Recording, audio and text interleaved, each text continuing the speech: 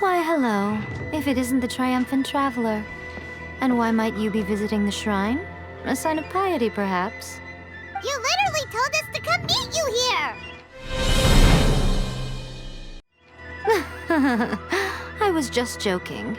I've been waiting for you. Seems like someone's in a pretty good mood. Mm-hmm. Catching up with an old friend I hadn't seen in years was truly delightful. By the way, I heard that you had a duel before the throne, with a Fatui Harbinger no less. Courageous and astute. I must say, I am most impressed. Defeating Signora head-on in a duel means that your strength exceeds my expectations. Still, you did end up victorious. I gather congratulations are in order. Sure feels good to finally thwart the Fatui plan for once. They caused plenty of trouble along the way, but at the very least, they didn't get their hands on another Gnosis. Wait a second. Did you say Gnosis? As in, the little thing that looks something like a chess piece? Yep, that's the one. You've seen one too? Gnosis belong to the Seven. They're what keep them connected to Celestia. Oh. What's wrong? I handed that over. You did what now? Well, how else was I supposed to save your skin from the Balladeer exactly? The Balladeer is number 6 of the Fatui Harbingers. In terms of strength, he is superior to Signora. I'm not the kind of person who risks life and limb for any old reason. You did... for once, Paimon just does not know what to say. After A created her puppet vessel, she no longer had anywhere to put it.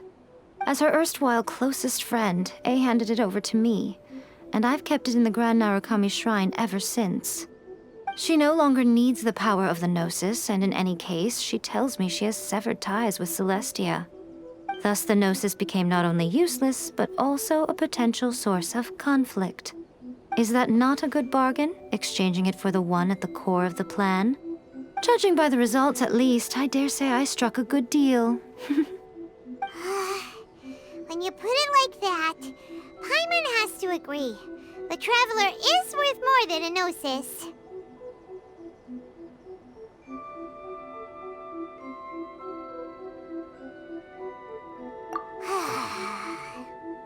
Well, what's done is done. And I hardly think we'll be getting it back now. Let's leave the past in the past. So anyway, you still haven't told us why you called us here today. It's to thank you. Really? You intend to travel all over Teyvat, and the time has come for the Inazuma leg of your trip to come to an end, has it not? As a mark of my gratitude, I will answer any questions you may have about the road ahead or the events of the past. What would you like to know about? That puppet was built with technology that has been lost to time. Perhaps she, as a god, is the only one privy to the knowledge of its origins. Still, there's one other thing on this topic that I suspect you may be curious to know. Before A began modifying her own godly form, she took it upon herself to create a prototype puppet. So, you mean there are 3 Raiden Shoguns? No. The prototype was merely a proof of concept. Its appearance and intellect were not based on A. It was a test. The original plan was for A to simply discard it. But perhaps A thought this to be too cruel, because in the end she chose only to seal the power within it. Later, this puppet wandered Inazuma as an ordinary human male with his own consciousness, until the Fatui took an interest in him. Ugh! Not the Fatui! Some eccentric geniuses in the ranks of the Fatui made adjustments to the prototype, not only unsealing his power, but very likely rendering him even more formidable than his original specifications. The object of divine creation is now the one who has taken possession of the Gnosis, and the prototype puppet is now known as the Balladeer. What a crazy story! It is, isn't it? Who can say whether it's coincidence or destiny?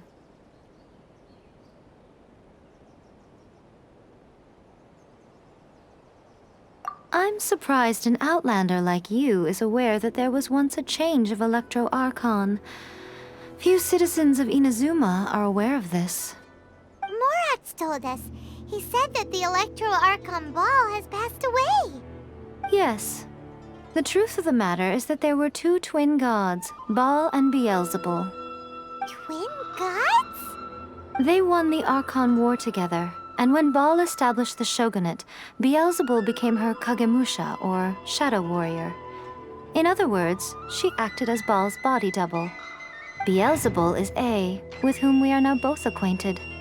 Baal's name was Makoto. As far as the world was aware, there were not two, but one.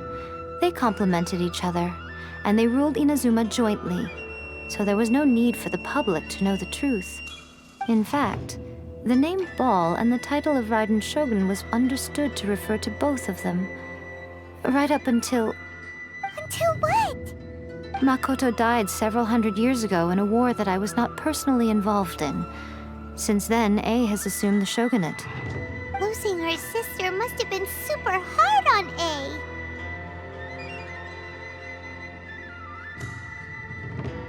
That was when A began to change. Makoto was her greatest loss. Paimon feels like she understands A a lot better now after finding that out. So what kind of god was Makoto? I didn't spend a great deal of time with her, but my impression was she was a gentle god, who in each moment cherished the beauty of what was before her. Wow!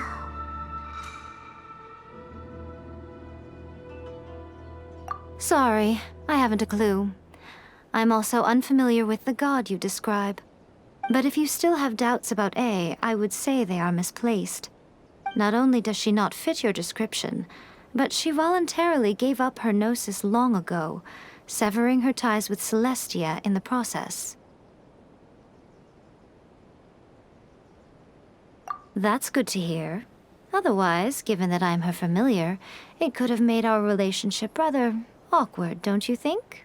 Don't worry, we aren't looking to pick a fight with you. I wish you the best of luck.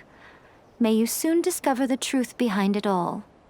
As for your sister's whereabouts, I will use all the resources at my disposal to investigate it, and I will also borrow some of Ayato's people from the Shiumatsuban. I'll let you know if I find out anything. Consider it part of my means of thanking you. After leaving Inazuma, I think it would be easiest for you to go to Sumeru. Ooh, Sumeru! We've run into loads of scholars from there on our journey so far. Yes, well, Sumeru is the land of the god of wisdom, where the quest for wisdom and knowledge is never-ending.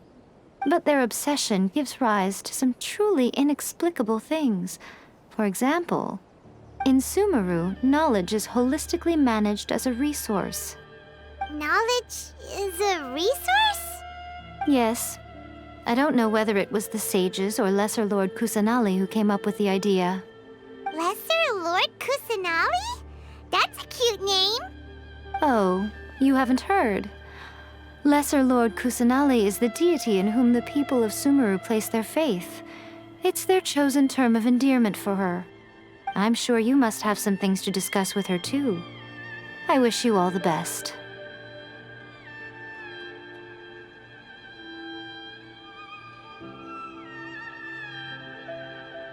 Are you sure? Okay then. Oh, Traveler, do you still have the omamori I gave you? Keep it safe. Is that all you intend to do with it? There was me thinking that you might hang it around your neck to show off to the world, telling everyone who inquired that it was given to you by none other than Yae Miko, the wise and beautiful. Who in their right mind would do that? Okay, I'll stop. Now, a question for you. Traveler, what is your ambition? I see. But that is merely a small goal, based on what preoccupies you here and now. Your ambition should be something that transcends the world below and the starry sky above. Something that shines in unison with fate itself. Perhaps the reason you do not possess a vision is that such an ambition has yet to be engendered within you. It's a possibility. Continue on your journey, and maybe that moment will come to pass. Protection of the electron. See that he stays. May the blossoms of this sacred bloom eternally.